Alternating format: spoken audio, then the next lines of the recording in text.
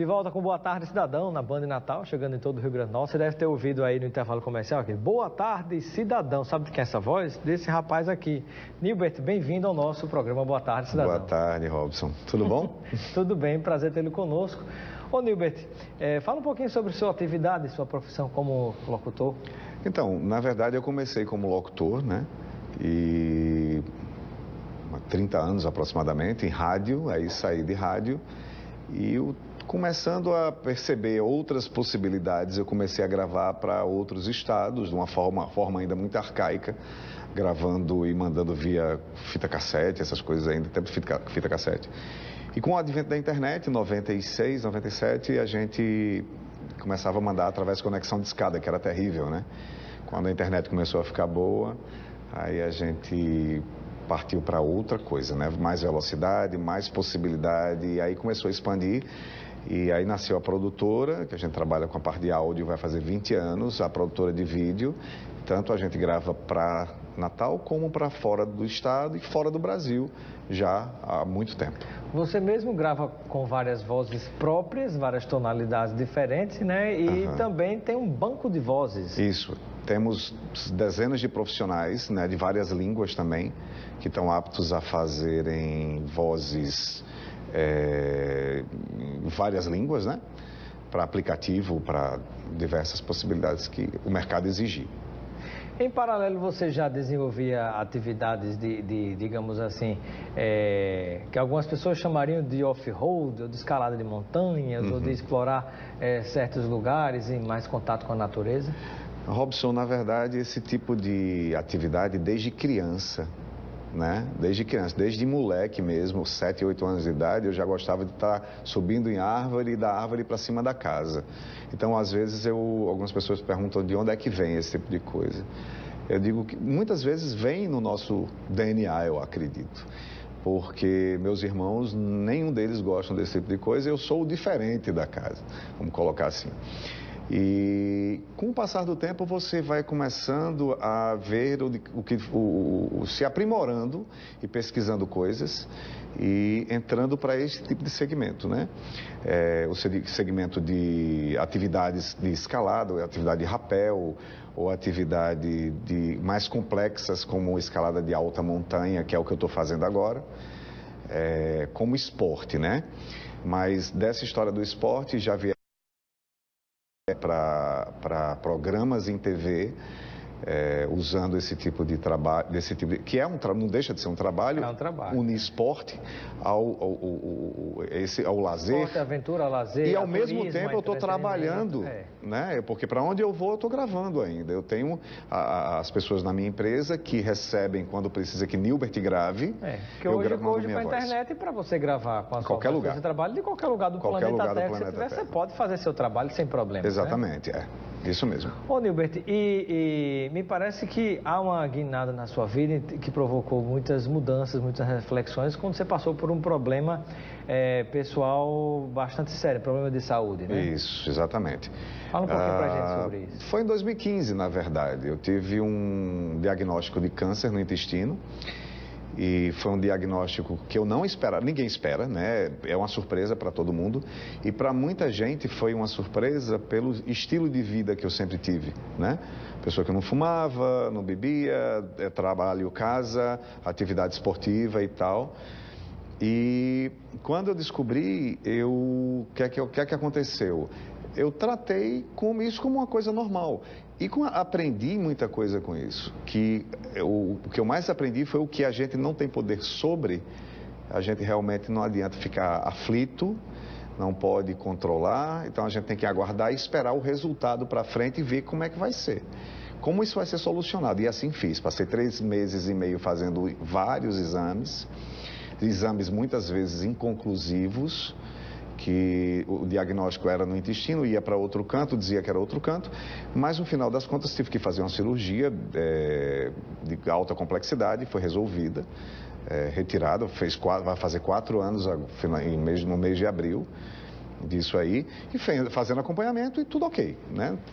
E com esse aprendizado, eu comecei a colocar na minha vida em relação a os esportes que eu pratico. Muitas vezes a gente tem uma mania de pegar e dizer que está passando por um problema. E aquele problema, a gente esquece que tem pessoas que passam por problemas muito maiores. Quando você faz essa análise, que aquele problema que você está vivendo, que tem gente em situação muito pior, você percebe que o seu problema é ínfimo. E diante desse problema, ou você morre por dentro, literalmente, ou você se fortalece. Exatamente. Né? E aí eu pergunto, qual é a relação hoje que você faria entre esse problema com a sua vida profissional e essa área de esporte, de lazer, de aventura? A correlação entre tudo é o seguinte, em relação, pegando o problema e jogando para o meu trabalho, a gente sabe que o Brasil tem vivido momentos extremamente difíceis. Segmentos, você ser empresário hoje, você é um vitorioso, e quem sobreviver ao período de crise, mais ainda, embora que a gente ainda está se arrastando no período de crise. E quando você passa por uma superação, né, de uma situação que é muito drástica, eu tive essa sorte muito grande de ter passado, você joga isso para dentro do seu lado profissional e você consegue obter uma mudança bem radical em relação a certas decisões, né? E tem pessoas que caem na depressão, e a depressão a gente sabe que hoje é um problema gravíssimo, não é uma brincadeira. Daqui a pouco a gente vai tratar sobre isso com Ana Cecília Kaliniewicz, que é psicóloga e psicanalista. Né? E é uma situação muito difícil, então, saindo desse problema e você jogando para o seu lado profissional e pessoal, você começa a ver que as coisas não são tão difíceis de serem resolvidas. Esse caso de escalada de alta montanha, você literalmente, nós colocamos nossa vida em risco todos os dias que saímos de casa, o fato é esse, é a realidade. Mas quando você parte para uma atividade que, de certa forma, vamos colocar, é turismo, ok, é turismo. Mas é um turismo que você está ali naquele ponto onde você está ali a milímetros e você cometer um erro e você cair, você realmente chega a ser fatal. Né? Na maioria das vezes, quem acompanha, por exemplo, uma escalada no Everest ou outras montanhas, por exemplo, uma semana antes de eu viajar, foram resgatados 2 conhecidos de um grupo, que faz parte de um grupo que tem no Facebook, Montanhismo dos Andes, que é um grupo fechado. Nós temos, inclusive, algumas fotografias, né, produção, que a gente pode... fotos ou vídeos que a gente pode mostrar. Ah, muito bem. Narra pra gente, Nilberto, um pouquinho. Isso aí é o acampamento base a 2.400 metros, onde a gente faz o início da aclimatação. Essa imagem aí é o início da chegada ao topo, já perto dos 4.000 metros. Isso é na Argentina, né, no caso. Isso é um trecho da escalada, né, que a gente leva muito equipamento, porque o equipamento, às vezes, nem todos são necessariamente usados, mas a gente tem que levar. Por precaução, né? Por precaução. Pode aí você incide o ar rarefeito já nessa situação aí. Você já está... Dificuldade de respirar, De né? respirar. A gente leva pouquíssima comida, mais líquido do que comida, na verdade. São pequenas barrinhas, ou melhor, pequenos... Tem mais imagens para a gente mostrar? Se tiver, pode ir mostrando enquanto a gente toca a entrevista. Ok. Então, a gente vai se condicionando. E existe uma coisa muito interessante nesse tipo de atividade de montanhismo. Você tem que saber a hora de parar. É como na vida. Se você não souber a hora de continuar e parar, uma coisa está para acontecer. Ou você vai realmente, de fato, ao sucesso, você arrisca, como no caso da montanha, você chegou ao cume, que era o seu objetivo, e você está consciente que, tipo, a 100 metros de você chegar ao topo, você chegou no seu limite de exaustão. Ou seja, você quer morrer ou você quer voltar? Então você tem que optar, né, por essa. E você chegar, eu cheguei até aqui, não continuar, né, é um pouco complexo.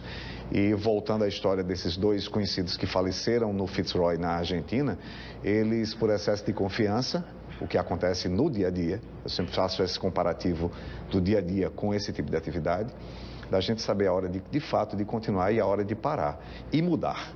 E além dessa lição que você acabou de falar, Nilberto, o que é que você poderia compartilhar como uma mensagem final ao nosso telespectador sobre os momentos que você passou na vida, tanto de dificuldade de superação em relação à sua vida pessoal, o problema do câncer, como também no lado profissional e agora explorando essa questão do esporte, que vai ser um trabalho em breve para você também, que é o montanhismo. Isso. Na verdade, eu digo muito às pessoas às vezes falam assim, não, é caro fazer certas coisas. Em algumas circunstâncias, sim, mas se você souber a metodologia e você fizer um estudo bem feito, é mais barato certas atividades do que você, por exemplo, fazer uma viagem simples dentro do Brasil.